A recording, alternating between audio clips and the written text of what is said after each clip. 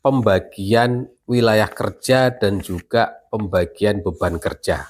Tentunya kita perlu mengambil peraturan ataupun dasar hukumnya di mana itu diatur. Jadi ada 3 peraturan ataupun keputusan. Yang pertama adalah PMK 154 tahun 2021, kemudian ada 2 keputusan Direktur Jenderal Kekayaan Negara tahunnya 2022. Di PMK 154 itu diatur terkait dengan wilayah kerja KPKNL dan juga Kanwil. Misalnya seperti contoh Kanwil DJKN Jateng DIY. Itu wilayah kerjanya adalah Provinsi Jawa Tengah dan Provinsi DIY.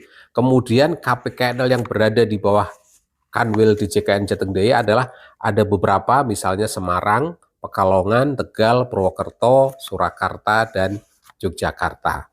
Nah, kemudian untuk wilayah kerja KPKNL di situ juga diatur sebagai contoh wilayah kerja KPKNL Tegal.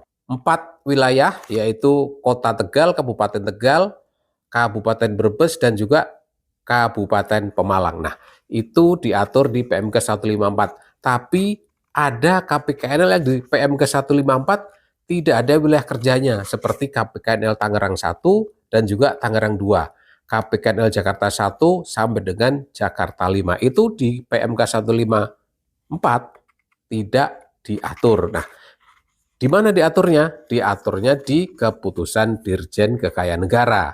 Di dalam Kep Dirjen tahun 2022 itu diatur terkait dengan wilayah kerja ataupun beban kerja di KPKNL Tangerang 1 sampai 2 dan Jakarta 1 sampai Jakarta 5.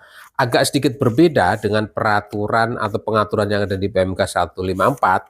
Kalau di 154 berdasarkan wilayah, misalnya Kabupaten A, Kabupaten B, sementara kalau di Kep Dirjen untuk KPKNL Tangerang dan Jakarta tadi itu berdasarkan pemohon. Jadi memangnya kayak Jakarta 1 itu melayani permohonan lelang dari instansi apa, Jakarta 2 dari instansi apa, dan itu secara detail ada di dalam Kep Dirjen tahun 2022 tersebut.